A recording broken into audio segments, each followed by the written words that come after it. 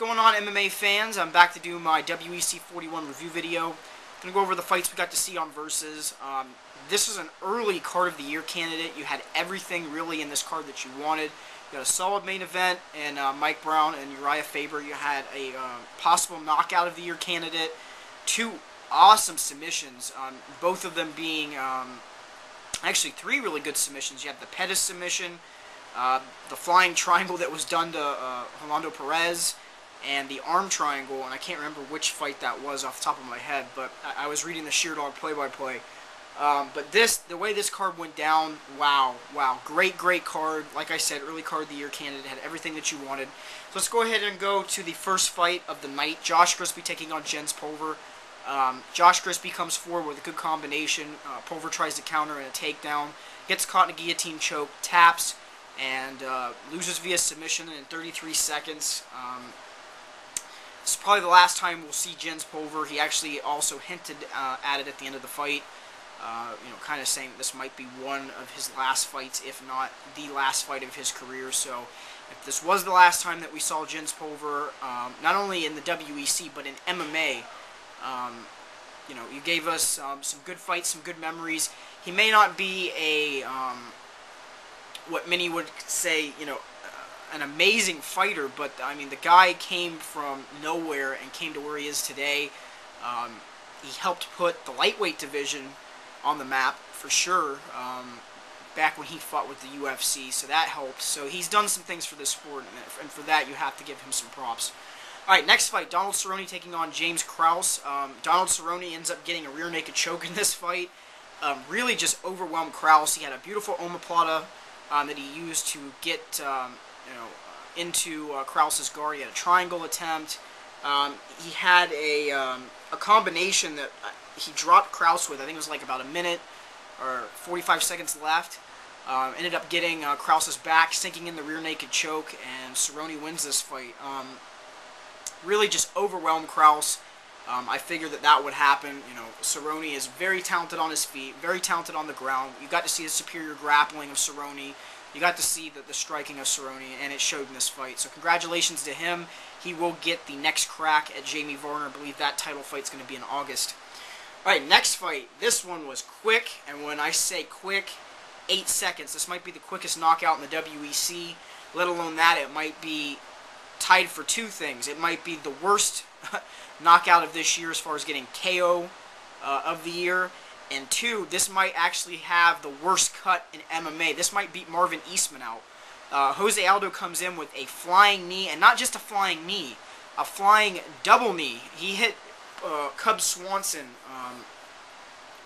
twice in his left eye, cut him deep under the eye, cut him real deep over the eye, and I mean, it was down to his skull. This cut, or series of cuts, might be worse than the Marvin Eastman cut.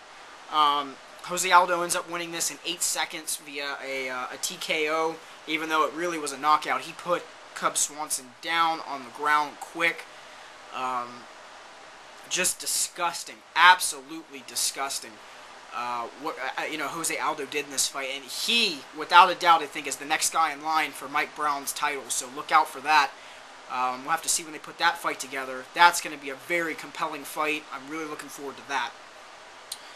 All right, on to the main event. I already spoiled it for you. Mike Brown taking on Uriah Faber.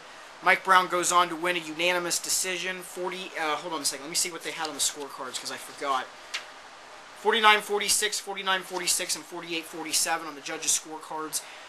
Mike Brown was just able to, do well in the clinch, do well standing. There were some, a couple combinations throughout this fight in the 5 rounds where Faber actually, beat him to the punch. Faber ended up breaking at least one of his hands in this fight. Brown had the superior wrestling, the superior grappling. He had Uriah's back several times. He had Uriah on the mat several times. He had a couple good combinations on Uriah. Uriah did look good in this fight. He, at least in my opinion, I think he had the better cardio. He looked more fresher than Brown in the 4th and the 5th round, but Brown, was able to dig down, stay, on Uriah to keep him from squirming around and keep him from being quick and elusive, which is what Uriah does. He's very quick. Does a lot of unorthodox stuff. His wrestling is, quick when he uses it, but Brown was just able, to use his power, use the clinch, use his striking to set up takedowns, and to keep Uriah backed up a little bit. And he goes on to win a unanimous decision. So congratulations to him. He looked very good in this fight. I had him winning. A couple people had this fight scored differently. Some had it 3 rounds to 2. I actually had Brown winning the 2nd, 3rd, 4th, and 5th round, which is exactly how Junkie scored it as well. I had Faber winning the 1st round. But anyways, a very entertaining fight, very entertaining title fight. If you hadn't had a chance to see this, make sure you go check it out. Great night of fights. Like I said, this is probably going to be up there for card of the year. Just the way that it went down. Very, very entertaining. Real quick, just to let you know, the next couple days, I will be back with my MMA Corner number 24 video. I've already got suggestions and topics for this one. When I put that video up, as always, that video is intended for me to connect to you guys. So leave me some comments, suggestions, things you want me to talk about on the next upcoming MMA Corner, which will be MMA Corner number 25. Look out for MMA XL Radio. I put that video up letting you guys know about us being on justin.tv/MMA XL Radio. I'll put the link up over on that side for that as well for you to go check that out. But on that note, you guys have a great day.